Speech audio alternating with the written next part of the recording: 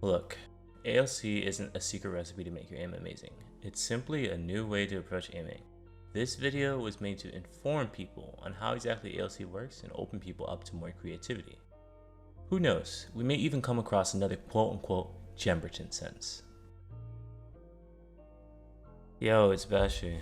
After almost 1600 hours of playing Apex Legends, most of which spent in Predator lobbies, it's come to mind how little information there is on ALC settings. For those of you that don't know, ALC, otherwise known as Advanced Look Controls, are a compilation of settings used to fine-tune your controller's inputs to your liking. After watching ALC videos of pros like Dark Zero, Jemberton, and Furia Panders, I developed an interest in exactly why these settings work and how they do. So, here's my own detailed explanation to how the ALC settings work and how to get the sensitivity that is suitable to your own playstyle. Deadzone is pretty simple. As the description reads, it changes the size of the inner range in which a stick input will not be registered. All this means is the lower the dead zone, the more of your physical input on the stick will be responded to. Generally, to find your dead zone, you want to change it so that the control feels responsive, but not overwhelmingly twitchy. For teaching purposes, I picked up an R301 with blue attachments and a 2x scope. First, I tried cranking my dead zone all the way up to 50 and saw that it was hard to consistently control the vertical recoil of the gun. This is because as I pulled down on the stick, the high dead zone made my controller much less responsive than normal. Then I tried to crank it down to 0.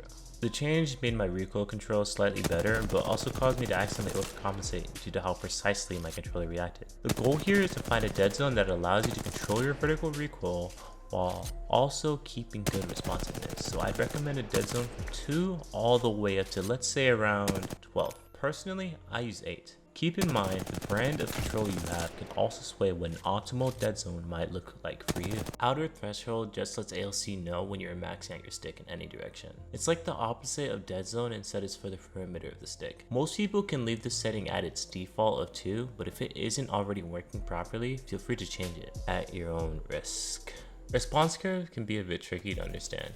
It says that it affects how sensitive the stick is across its range of input, but what does that really mean when applied practically? A simple way to explain it is to say that it influences the strength of your micro adjustments. A good way to figure out what response curve you like is to actually go ahead and turn ALC off. Look at your regular default sends and make sure that it is one that you are comfortable with. For me, it's 4.3. Below that is a much more simplified version of the response curve setting that will help you test what kind is for you.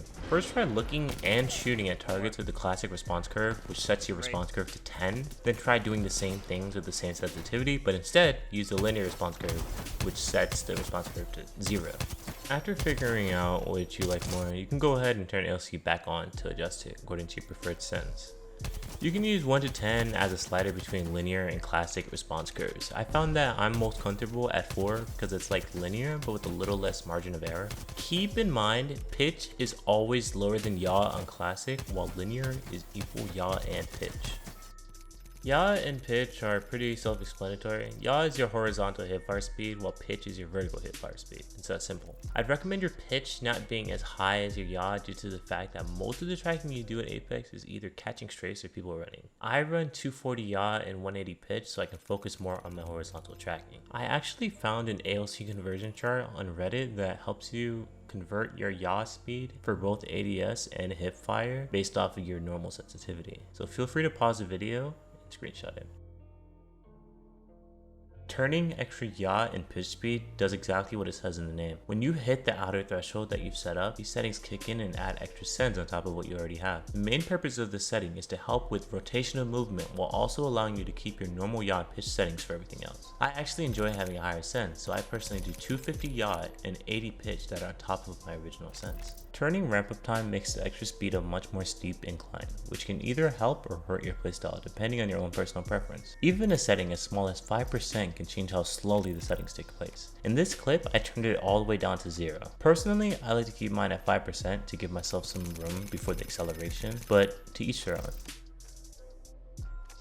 Turning ramp up delay adds a delay to the last setting. This means that if you're someone that catches yourself maxing out your sticks in a regular gunfight, you can use this setting to delay the ramp up so that each time it does happen, it's intentional. I have mine at 5% because I play on a slightly higher sense, which allows me to correct my aim without the added acceleration in the middle of gunfight. ADS, Yaw, and Pitch Speed. This setting does exactly what the other ones do, but it only applies when you're aiming your weapon. For those of you that don't know that recoil scales with your sens, I'd recommend you make your ADS sens much lower than your hipfire sens. Not only will you have an easier time tracking targets, it will also help with your horizontal recoil control. Just be careful when tuning it. Less yaw means it will be harder to track close range enemies. I run 120 ADS yaw and 140 ADS pitch, which helps me control my recoil better at further ranges while also being able to track targets at a super close range.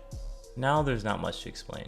ADS, extra yaw, extra pitch, turning ramp up time, and delay all do the same things they do, except it's for ADS. I personally recommend having this setting off because a constantly changing ADS sens can lead to inconsistencies in your aim. All Per-Optic settings do is multiply your ADS sens by whatever value you put for that optic. You could use this to fine tune each scope sensitivity to your liking.